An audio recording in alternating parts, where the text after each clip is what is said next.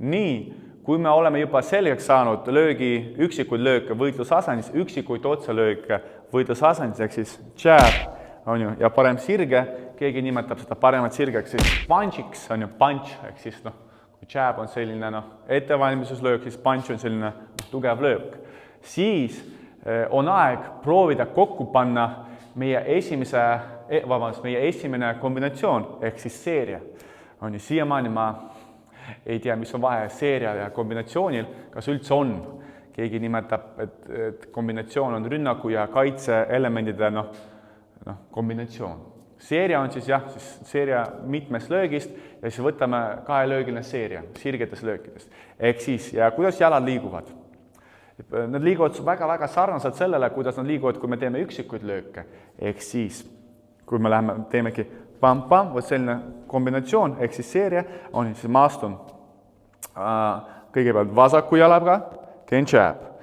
Väga tähtis vaadake, et siin antud juhul, kui ma teen 1-2 kombo, astun päka peale, aga tasakaal peale esimest lööki on veel tagumise jala peal. Ma teen 1 ja siit, kui ma teen 2, siis tasakaal liigub juba esijala peale ja vasak jalg, mis oli alguses päka peal, on ju, nüüd ta on juba täis talla peal. Selleks, et kõik kehamass on mul nüüd vasaku jala peal. Veel kord näitan, ma teen 1 ja 2. 1, 2. 1, 2. Ja nüüd panen natuke liikuma. Proovime, mitu korda ma teen ette. 1, 2, juurde.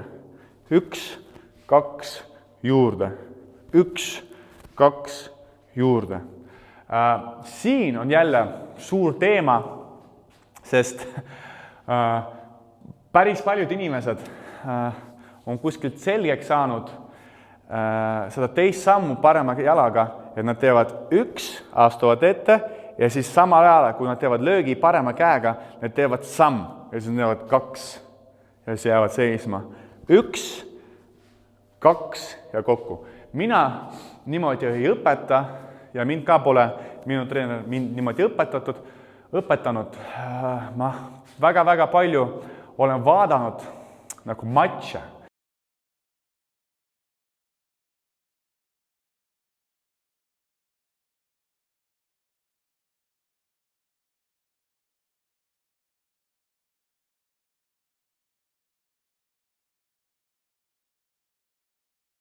Reaalsed matše, kas keegi lööb niimoodi või mitte ja tuleb välja, et matšides, absoluutselt, päris matšides, päris boksi matšides keegi niimoodi kunagi ei löö. See on pigem selline treenimis võib-olla metoodika või siis treenimissamm, aga minu arust see on ohtlik ja miks see on ohtlik, ma kohe seletan, sest vaadake, et kui me õpime kombinatsiooni 1-2 sellise teise sammuga 1, ja siis me paneme jalg õhku, siis see hetk me ei ole üldse stabiilsed.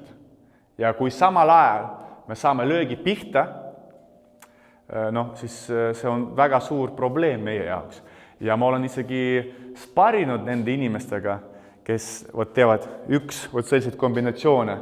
Ja ma ütlen, et need olid alati väga suures hädas, see on kaotatud tasakaalu ära. Tavaliselt igas boksi matšis, mis ma olen näinud, kas inimesed löövad siis 1 ja 2, nagu ma näitasin, keeravad jalg sisse.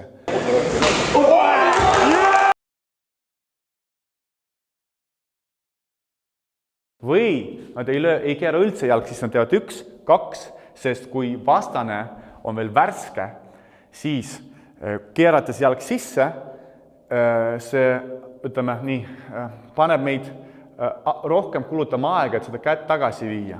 Ja seepärast, kui üks boksja näeb, et vastane on veel värske ja ta võib kohe vastata, siis nad ei tee veel seda aktsenteeritud lööki, nad lihtsalt teevad täh ja ei keera jalg sisse. Aga et keegi matšis lööks niimoodi, seda ma pole kunagi näinud. Ja seepärast mina isiklikult ei õpeta. Ja kui ma küsin, miks sa teed niimoodi, siis ta ütles, minu treener õpetas mind niimoodi. Ja tulebki vist välja, et paljud inimesed, paljud boksijad ja paljud boksitreenerid ei küsigi ennast, et miks ma teen ühte elementi niimoodi või teismoodi või nad lihtsalt teevad seda ja õpetavad ka teisi inimesi, sellepärast, et neid juba keegi õpetas ja niimoodi oli. Ja nüüd, kui me oleme selgeks saanud sammud ette kombinatsioonis 1, 2, 3, 1, 2, 3, 1, 2, 3, siis me peame saama sammud tagasi samas kombinatsioonis. Ja kõik need sammureeglid on põhimõtteliselt ühed ja samad kõikide tulevaste kombinatsioonide ja löögide peale. Et selles mõttes, et kui me teeme sirge, siis me pärast, kui me teeme näiteks jab ja haak, siis sammud teevad täpselt samasuguse tööd. Et kui me alguses õpime sammud õigesti selgeks, siis me enam pärast ei pea vaeva nägema. Ja vot, aga siin, kui me liigume tagasi, kombinatsioonis tuleb üks asi juurde, et ennem, kui me liikusime jabiga tagasi, siis me tegime sellise, me tegime sammu parema jalaga, mis ei olnud siis kooskõlas selle õppeasendi sama käsi, sama jalgreegliga. Aga nüüd, kui me teeme kombinatsioon tagasi, kus on 2 lööki, ehk siis 2 sammu omavahel seatud, siis sama käsi, sama jalgreegel tuleb tagasi. Ehk siis ma teen samm tagasi ja löön samal ajal jab, pum. Ja vaadake, astun päka peale ja siis siit parem käsi, parem jalg. Ja siis ma lähen kokku. Veel kord. Pams, pams, kokku.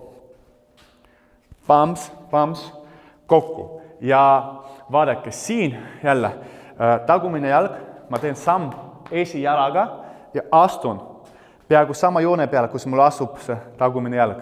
Ehk siis 1.